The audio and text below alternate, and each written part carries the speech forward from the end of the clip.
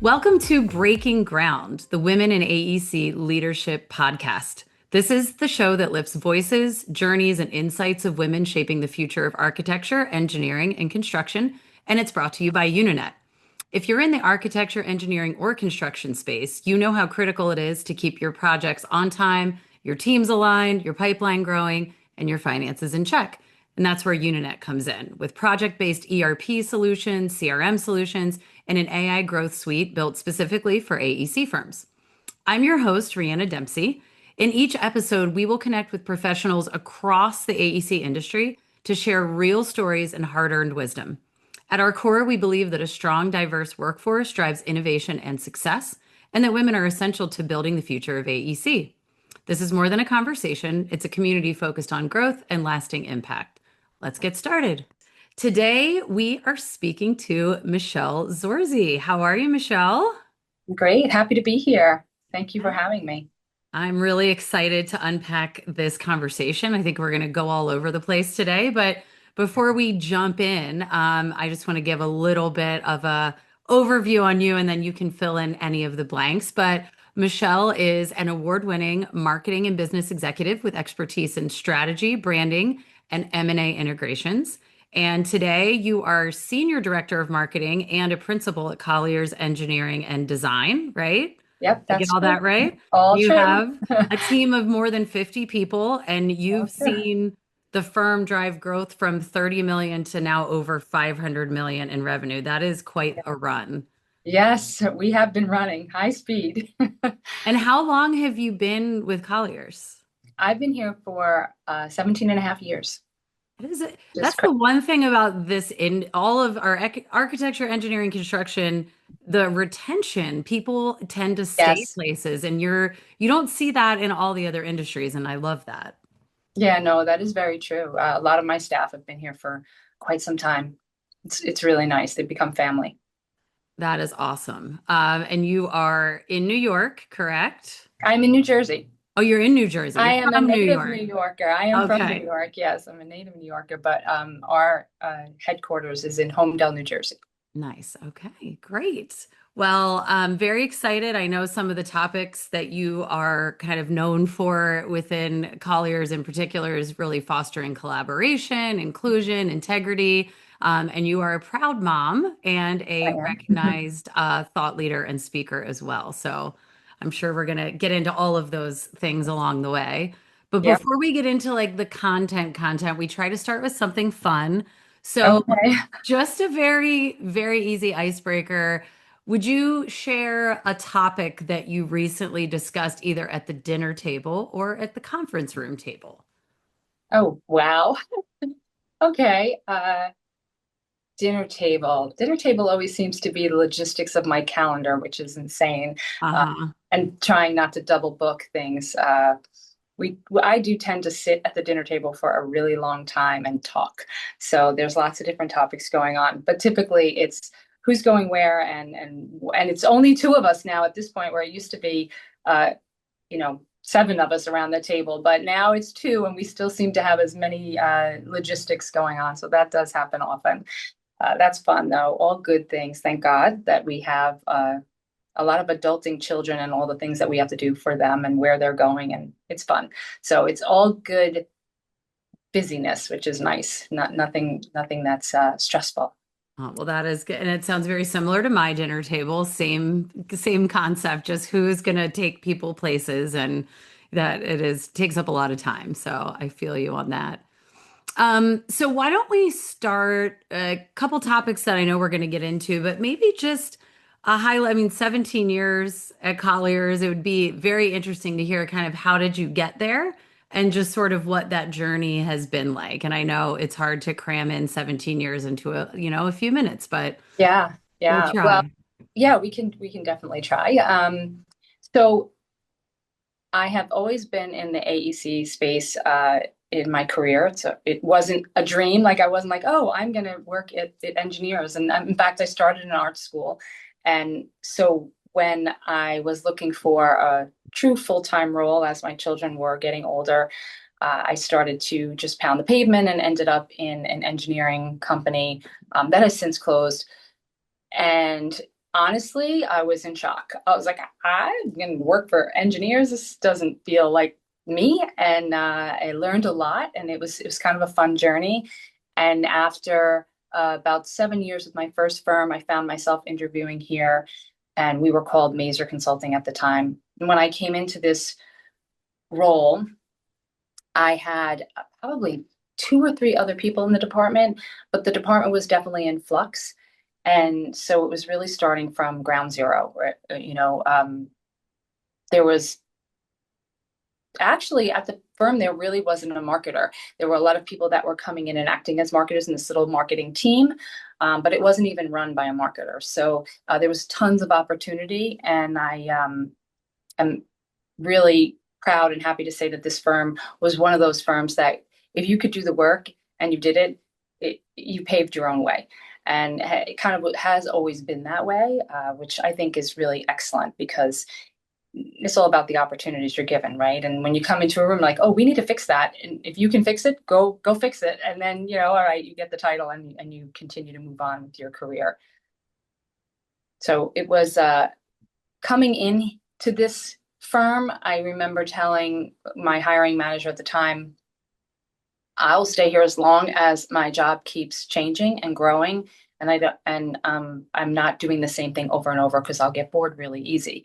And if we can keep that going, I'll stay. And clearly they did, because here I am 17 years later and the firm is completely different. Yeah, yeah. I love that. Yeah, I'm in the same boat. I definitely would get bored with the same day to day. Mhm. So that's amazing that you've been able to grow with the firm. Um, and one of the things that I think our listeners would be really interested in hearing about, we have some stats that we've shared on previous episodes about just there's a ton of, women coming into engineering and architecture and even construction. We're seeing greater numbers, but still there's only 8% roughly of engineering executive roles that are held by women Yeah. in AEC. So it's still, that kind of we haven't really seen that flip where everyone's coming in and then they're starting to build up and take on some of those, bigger leadership roles. And so one of the things that you all set up, and you actually were the one, and you had a partner in crime, I think, but you guys actually founded an employee resource group or ERG. And I think you and I were talking, and I said, you did it before it was cool. Like Yeah. ERGs are a thing now, and a lot of Yes. companies have them. But back in 2017, when you started, thinking about this, it wasn't very common. So I would love to hear, and especially for our listeners, like how did you go about, like what problem were you trying to solve, or what did you want to accomplish, and how did you go about kind of setting up this type of group within Colliers? Yeah. Sure. I'd love to talk about that. It was fun. It was a fun thing to do. And the truth is, I had gotten to a good place in my career where, like I said, I like change and I like to keep evolving. And I felt pretty satisfied with my life in general. I looked around, I was like, okay, my family life is good, my work life is good, my career is going in a good direction. I'm happy with what I'm doing, but I'm missing something. I'm not giving back in a way that feels good to me. And so I was kind of looking around to figure out how I could do that. And I did probably I spent a lot of hours at work. So I was like, well, it'd be easy if I could, because I couldn't find the time to dedicate outside of work. So I'm like, well, if I built it in work, then I would be able to give back and feel good about closing that hole, that gap that I found, and also give something back to my firm, and then try to elevate the women in the firm to give them opportunities and then really to keep them. So a lot of what you just said is very true in terms of having a wider pool to hire from, right? And AEC in general has a shrinking staffing pool, as most people in AEC know, because it's a Yep. difficult thing to fill. And focusing on females who are already not entering this space at the rate that the males were, we thought that could be a good place to start. Let's try to put something out there to bring in more talent. And I teamed up with my HR, my partner in crime, my HR at the time. She was the, what her title was, but it's now Chief People Officer. Allison Colantoni, and we teamed up and said, let's just do this. This will be great for the firm. It'll be great for us, and it'll be an exciting thing to do.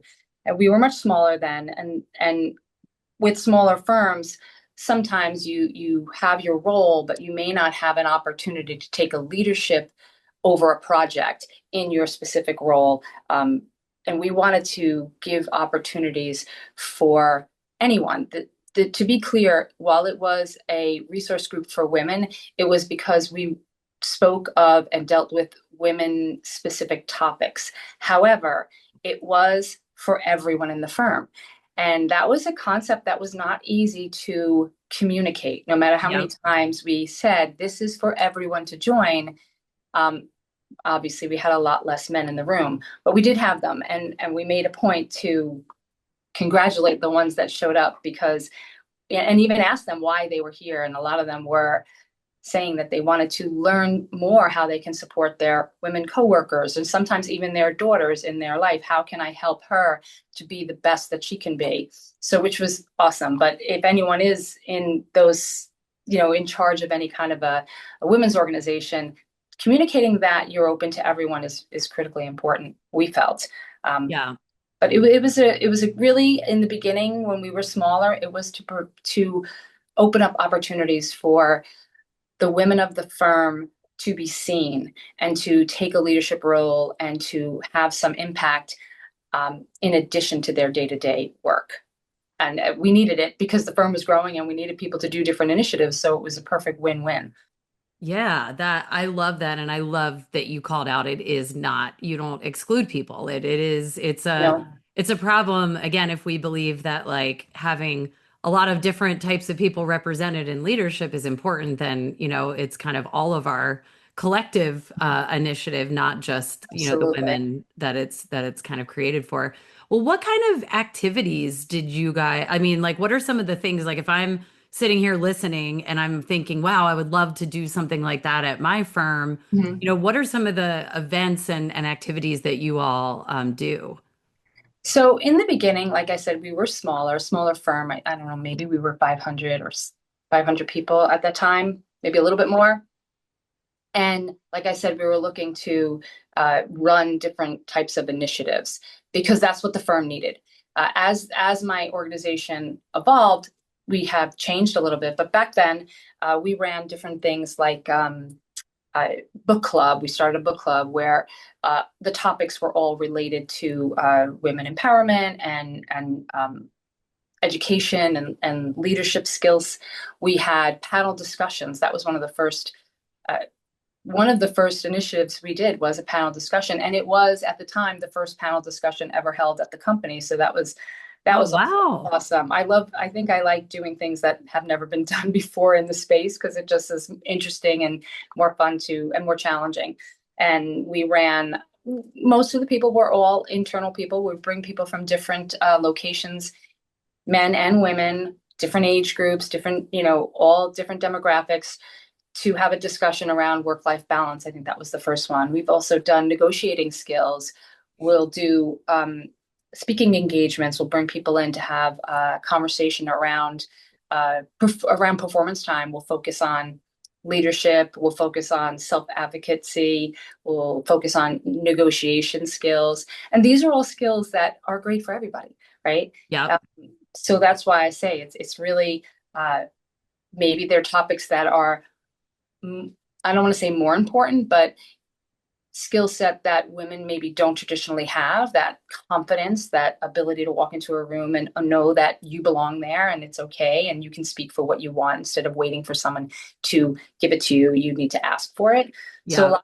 a lot of our initiatives revolved around that. We also had external, it was internal and external. So we did a lot of community service. We were very careful to make sure that we focused on professional development Yep.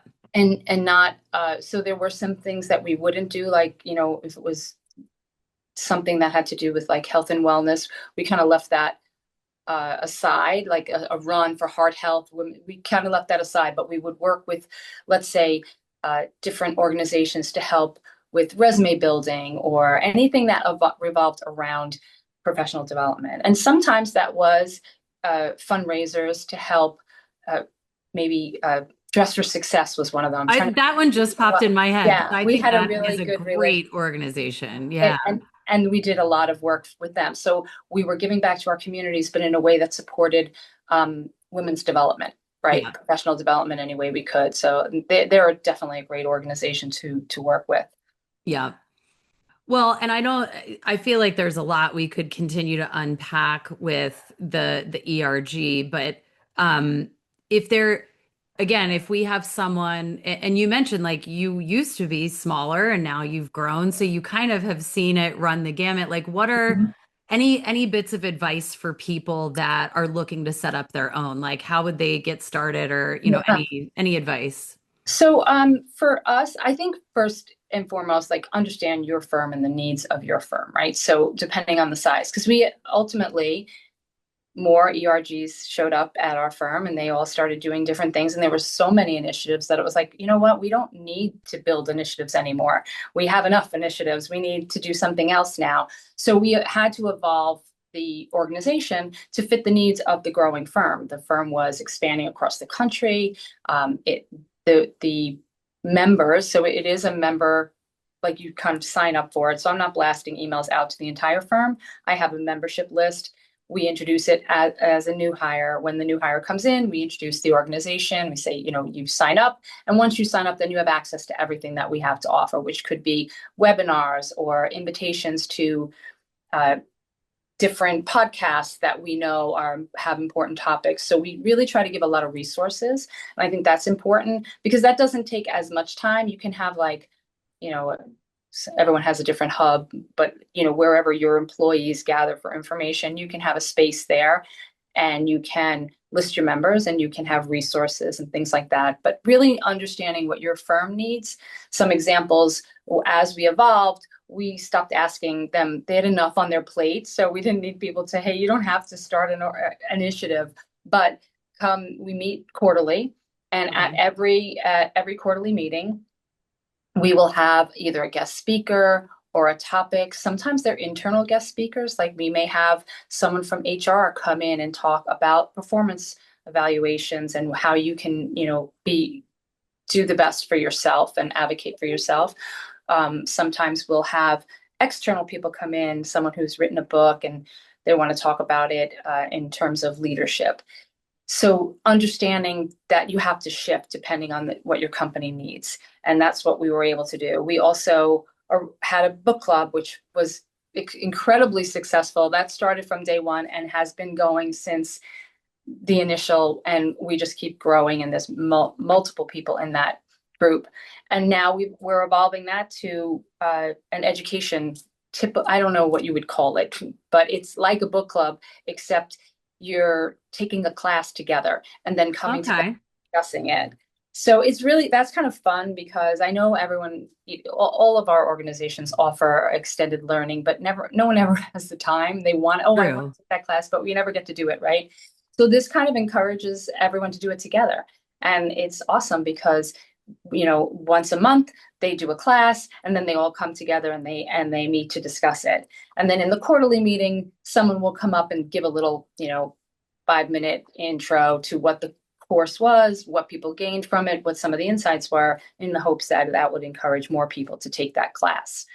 So Nice. yeah, it's fun. It is really, and that was someone in the meeting that just said, "Hey, I want to start a learning club," and have at it. Great. To me, it didn't matter. It doesn't matter who you are, if you're the receptionist or you're the CEO. If you want to do something and contribute, and you're going to take it and run with it, you go for it. That is great advice. Hopefully, people can we'll see ERGs popping up all over the AEC industry after they've heard how you guys set Yeah. yours up. So thanks for sharing that. Yeah, I'd Um, love to encourage that. I think it's good because it also gives the employees in the firm a place to like really connect, and since hiring is a challenge, turnover we don't want to have happen, right? So if people feel connected to their firm in a way that feels good, they'll stay. And we spend more time at work than we do with our families. So it's yeah, Yeah, it it's is true. definitely important. For me, it's also that, like I said, that part of my life where I wasn't giving back. And when I come out of these quarterly meetings, and even when my schedule's really, really busy, and I'm like, all right, I got to get into the meeting. And I leave that meeting, it's like I feel refreshed. I feel like, oh, that's why I started this. That felt really good. And all these people in that space, having this great conversation inspires you to kind of, okay, I can keep going. Keep going. Yeah. Yes, I love that. Well, and that kind of shifts over into a topic that I think, we hear a lot about in business, but like really and especially I feel like since COVID, resilience, this whole idea of like overcoming challenges and how do I, when especially, at the intersection of health and work, like Mhm. how do we think about that? And you and I mean, I feel like some people I'm not gonna have met before the podcast, but you and I have had a chance to talk a little bit about how this has impacted, your work life. And I think, it would be interesting to hear, how do you think about that whole intersection? Yeah, it's a great question. And I do think it's a real relevant question right now because I feel like um, people push themselves and we work, we have goals in mind and we want to continue and we want to keep growing. But we do have to consider some trade-offs and understand who we are and what we're capable of and how do you work through times in your life where there's challenges. And they could be health challenges, they could be personal challenges, they could be family challenges, right? Even just aging parents or kids in trouble or any of those things, and then you have to come to work and put the smile on and keep going through, but you do have all these things happening. And I think that one, being aware of what you're doing and how you're doing it, and being mindful of your own uh, body and how it's feeling is critically important. For I have had my share of challenges, both personally and also for family life, but also for health. And I am a cancer survivor, and I'm I so was glad for that, by the way. yes, yes, it's good to be a survivor. Yes. Um, it is, and so when I was first diagnosed, I was in the middle of my career and I was just like, oh, I'm not going to tell anybody about this. Like, I'll be good. I'll just fight it and no one will have to know. And I quickly realized that that's probably one of the most ridiculous things I've ever thought in my life. But I'm like, and on top of it, why? Like, I just kept going back to why do I feel the need that I cannot show up authentically to work and that the people at my company who I love this company and I'm here because the people were so good and I felt welcoming. Why do I not give them that credit that I can share something like this with them and that they would be okay with it and they would be supportive? So I did give them that chance and they were, which was amazing. My CEO at the time was like, "Oh, you take my limo and I will make sure you get to every single treatment you have to go to." And I was just like, Oh, that's very sweet, but I don't need that. But thank you, and that was like, whatever you need, I'll give it to you. So being in a place that you hopefully most people are at those types of firms, and if you're not, you should think about that mhm. because it is important to be in a company that recognizes you're human and that you can still deliver value even when you have challenges, and understanding and recognizing when you need to take a break to be able to say okay, and having teams that can support that as well. So like I said, I quickly learned that that isn't the way to go. And in addition to that, your story can save someone else. Yes. It really, mine was one of those things that a fluke thing happened that helped me understand and find out that I had this. So it was not a health issue. I wasn't something I would be able to see or know about. And other people could be in the same situation. So it is sometimes you talk about something and it triggers someone else and you could be saving someone's life. So from that perspective, trying to keep things in and hiding it, I don't believe is the way to go. And you can still work through these things. You just have to do it in a way that you're not harming yourself and that you're helping, others around you. And then you're letting other people help you. Because that's the other thing that's hard for us as leaders. It's So like, hard. oh no, you don't need to help me, and I don't need you to cook me meals, and I don't need you to do all this. And you know, being vulnerable like that isn't always easy, but I think it does make us human, and I think it's powerful to allow yourself to be like that, and you can really connect with people on a much deeper level if you're really showing up as your Yes. full self. Taking help, I think is, and I have no data to back this up. Don't fact check me, but I would take a wild guess that moms are even worse about this because, and I think that is also, it's like you go to work and you're trying to push through at work. And then if you do have children at home, like your job doesn't end. You don't get to No, like kick up your feet after, 6 o'clock and all of a sudden it's like it actually sometimes gets worse and you have yeah, more physical, you're driving, I mean, it can be a lot. exhausting. And I think as women, I feel, and again, I have no data, but I know a lot. I don't want to say that I don't think men do this, but I know a lot of women who take it all on. And like you said, you just try to compartmentalize and you're like, I'm just not going to talk about it. I'm going to pretend it's not there and I'm just going to power through. And it's like, why do we do that to ourselves? I And don't know.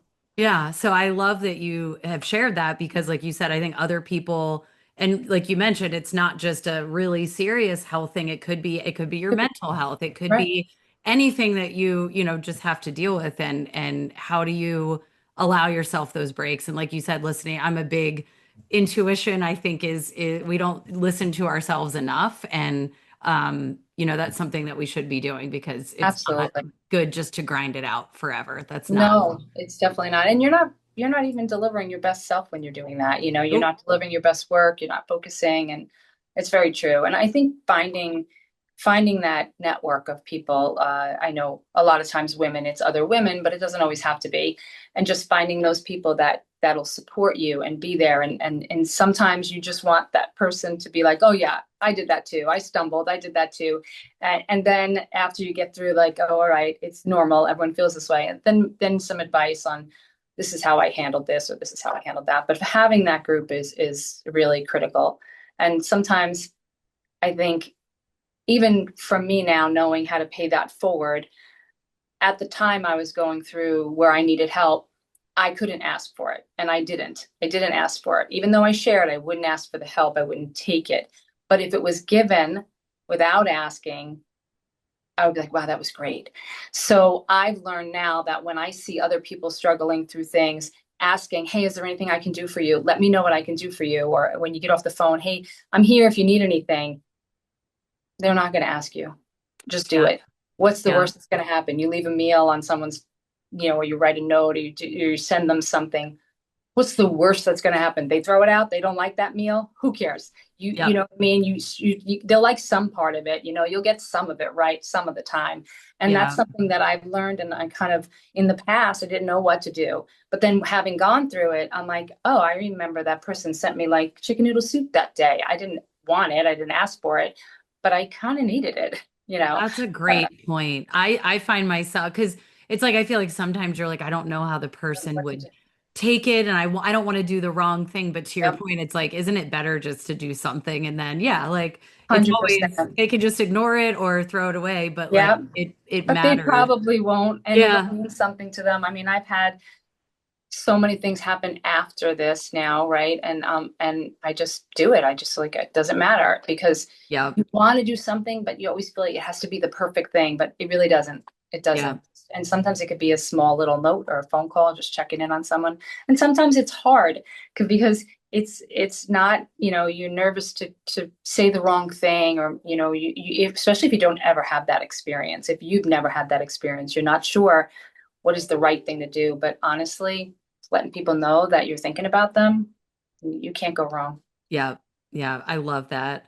Um and I guess the other thing I would point out that I think is very meaningful is a lot of times these things trickle down from the top. So it's like if you are a leader and you are just, I'm going to grind, I have the flu and I'm dying, but I'm going to be Mhm. on this Zoom call looking terrible. And it's like, then your team is going to feel like, well, then I have to do that. I can't possibly step back when I'm sick because my leader doesn't do it, or her leader doesn't do it, or Right. his leader doesn't do it. And it's like, I think Where it's does it end? yeah, and if COVID, it's like it was so funny because like I feel like COVID kind of maybe taught us a few things that we had forgotten, like, oh, if you're sick, stay home. Stay Like, home. don't pass it around. And I Yeah. remember like it was a badge of honor Yes. early in my career where it's like, oh, I have the flu, but I'm coming to the Here. office. Like, Yeah. Yeah. why? Why Why? did You just so gave we're me the gonna flu. pass it around? Yeah, and give and then productivity goes down for the month Yeah. for the whole Yeah. company. Like, it's just So true. insane. So I love that you are, like you were able to kind of, like you said, be vulnerable as a leader. And now your team probably feels like, wow, if I'm in a place Really where I good. just Yeah. need, that's Or, huge. and that's how you're going to keep people, right? If you want to keep people, you have to lead with empathy. You have to understand.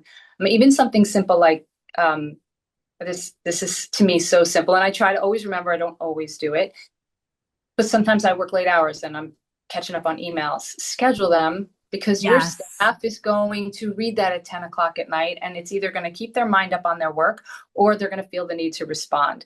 So Yes. I don't, you can call, the way I look at it is it's okay to go up. Like if you need the Yes. leader, you can call me anytime you want, but it's not okay to shoot that down. And so I always try to say if I'm sending something to someone who reports to me, I try to schedule it so it comes in the morning and not in an off hour and not on the weekend, because Oh, then yes. they're looking and saying, well, she's working on the weekend, so I need to be working on the weekend. And I don't want that for my team. I really don't. If it's an emergency, I'll call you, but that sometimes I forget. I will admit it, but I always try to schedule it. And Uh, I've even forgotten, and I will reply if I because I use the delay send all the time. yeah, And if yeah. I accidentally send at 10 o'clock, Like, I'll do a sorry. quick reply and say, I meant to send this tomorrow. Please do not look at this tonight. So then Yeah, it takes that pressure keep off that because pressure then, off.